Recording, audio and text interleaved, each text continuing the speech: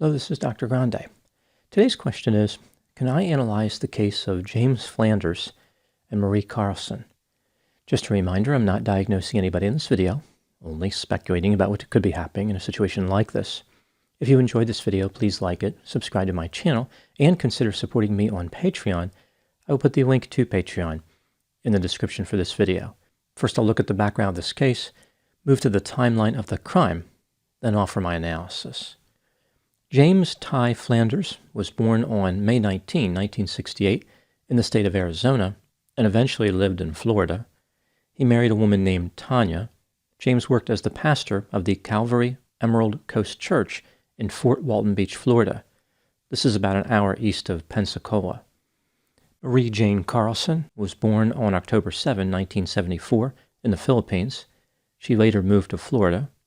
Marie earned a bachelor's degree in criminal justice and worked as a deputy sheriff in Colorado. At some point, she was diagnosed with bipolar disorder. This appears to have negatively influenced her ability to work. Marie eventually married a man named Jeff Carlson. They had a daughter named Paris. Marie and Jeff divorced, and their daughter lived with Jeff in Kentucky. In 2008, Marie moved to Fort Walton Beach, Florida, and worked in a coffee shop.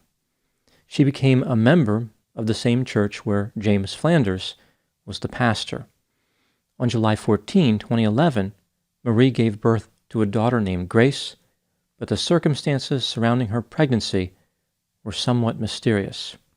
Now moving to the timeline of the crime. On October 17, 2011, 37-year-old Marie Carlson went missing. 2 days later, on October 19, at 4:38 p.m., a group text was sent from Marie's phone to several people that she knew.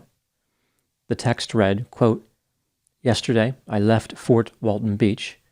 There is something that I have been wanting to do for a very long time, and there will be no better time than now to do it. I didn't tell any of you what I have been planning or that I was about to leave, because you probably would have tried to talk me out of it. I appreciate and love all of you." Unquote. The writing style of the message was not consistent with Marie's style. Her friends and family members found it peculiar that she left both Paris and Grace behind, as well as all of her belongings. On October 24, Marie's ex-husband Jeff reported her missing. The police spoke to James Flanders and his wife Tanya. The couple said that Marie moved into their house in Fort Walton Beach in October of 2009. In the summer of 2010, Marie moved to Arizona and lived with the parents of James Flanders. The couple claimed that Marie agreed to be a surrogate. James and Tanya already had a child, but they wanted more. They were not successful in this endeavor, so Marie was going to help them out. The couple traveled to Arizona, where Marie was, and Tanya watched as James had sex with Marie. Tanya didn't really seem to be too worried about the sex. She implied that sex did not make a relationship. Rather, quote, "Sex is just a bonus," unquote. Marie became pregnant and moved back to Florida in the spring of 2011. She once again lived in the same house as James and Tanya. It was Marie's intention all along to allow the couple to have her daughter, Grace. Again, this is according to James and Tanya. As far as what happened to Marie, here is what James Flanders told the police. On October 17, he was with Marie at the house.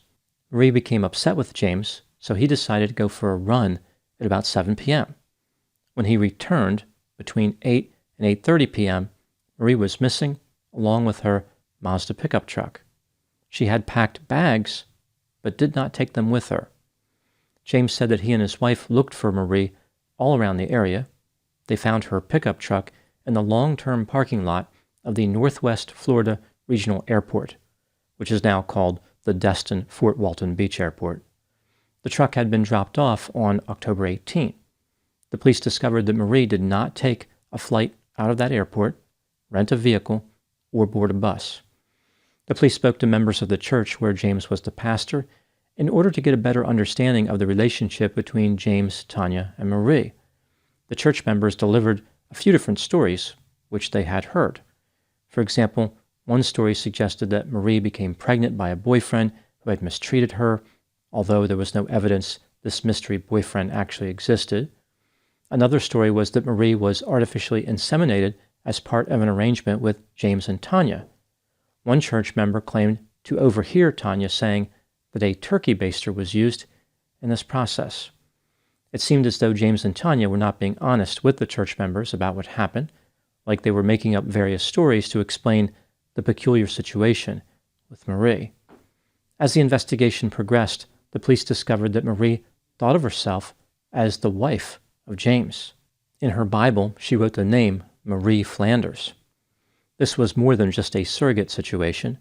They were in a polygamous relationship. The police determined that the cell phone owned by James was near the airport when Marie's pickup truck was left there. Marie's cell phone never left the Fort Walton Beach area, and it had been in the house of James and Tanya when the group text message was sent on October 19, 2011. James appeared to be struggling to cope with everything that was happening. On October 31, he checked into a mental health facility after asking a friend to get him out of the country. James was there for 10 days. At the end of January 2012, James and Tanya took Grace and moved to Tucson, Arizona. They departed in the middle of the night, even though they had originally planned to leave in the morning. Investigators were preparing to visit the couple to ask them more questions. The couple was aware of this impending visit. The police were fairly confident that James had murdered Marie, but without a body, they did not feel confident in making an arrest. Later, an anonymous tip came into the police, indicating that Marie's body was in the backyard of the house where James and Tanya used to live. On May 18, 2012, the police visited the house and made an extensive search of the backyard, using equipment like ground-penetrating radar. They determined that no one had been buried in the backyard. They were absolutely positive that Marie was not there. The investigation came to a standstill. No progress was made on the case for a few years. Eventually, advances in computer technology brought the case back to life. The police had access to Marie's computer, but their initial analysis did not give them access to her messages. New technology, however, did give them access. The messages revealed that Marie had been in a sexually charged relationship with James. For example, one message that James sent to her read, quote, "Seeing you at church tonight, I can't kiss your lips, drives me insane," unquote. On May 14, 2015, James Flanders was arrested in Tucson, Arizona, and charged with second-degree murder. The state offered James a plea bargain. In April of 2016, James pleaded guilty to manslaughter in exchange for telling the truth about the murder and revealing the location of Marie's body. Here is the story that James supplied to the state. James considered Marie to be a second wife, although they never had a ceremony or anything. On October 17, 2011, James was worried about Marie because she appeared to be depressed. He told her that she needed to go to a mental health facility, but she was not happy about this idea and erupted in anger. The two had a physical altercation during which James placed Marie in a bear hug. They both fell to the floor and slammed into it hard. James realized that Marie was not breathing. Instead of calling for help or doing anything to assist her, James decided to take a different approach. He went to the shed in his backyard, retrieved a shovel, dug a 5-foot hole in the ground, and buried Marie's body.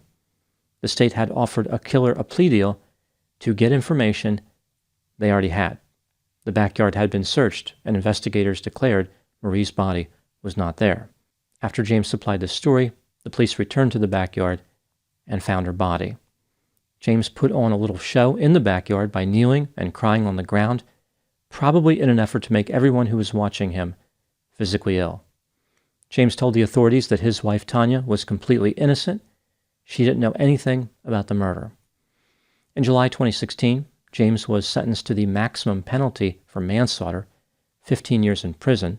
Under his plea bargain, he could have been sentenced anywhere from 11 to 15 years, but a downward departure was also a possibility. This is something that James was hoping for.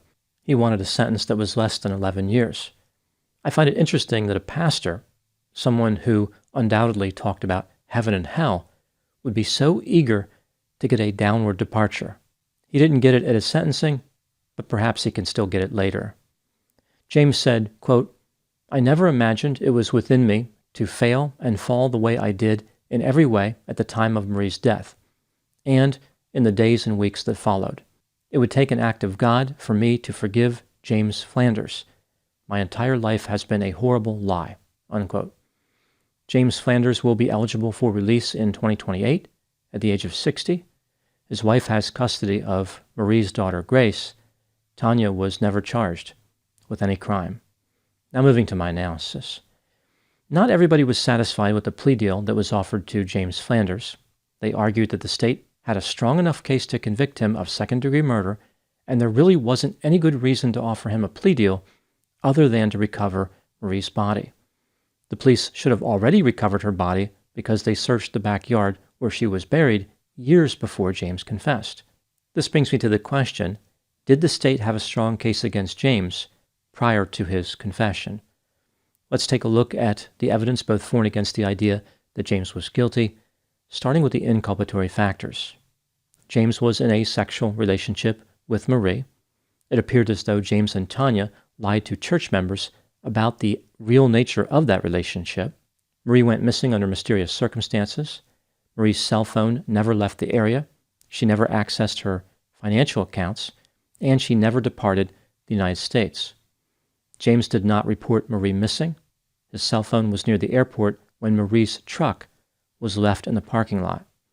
Marie's cell phone was in his house when the group text message was sent. James told people that he had been involved in a physical altercation with Marie. He asked a friend to get him out of the country on a boat or on a plane. James did not explain why he wanted to leave the country, but he did say, quote, "It's so bad, it's so bad, it's so bad, I just can't tell you," unquote. James and his wife Tanya ended up with Marie's daughter Grace. Right before investigators were going to talk to James and Tanya again, the couple mysteriously departed for Arizona in the middle of the night. Moving to the exculpatory factors, Marie's body was never found. Just about anything could have happened to her. Maybe she started a new life. She could have brought harm to herself. Marie had bipolar disorder. Perhaps she was having a manic episode. She had a history of disappearing for several days at a time. There was no physical evidence of a homicide. No crime scene could be identified. Someone else could have killed Marie. If she was willing to have a sexual relationship with James, she clearly had very low standards for selecting romantic partners. Maybe another undesirable partner killed her. When considering the evidence against James, did the state have a strong case, or was the plea deal a good idea? In my opinion, the state should have taken this case to trial. James was guilty beyond a reasonable doubt, even prior to his confession.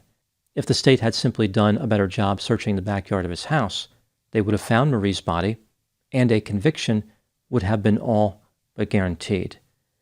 Moving to the last question, what do I think happened in this case?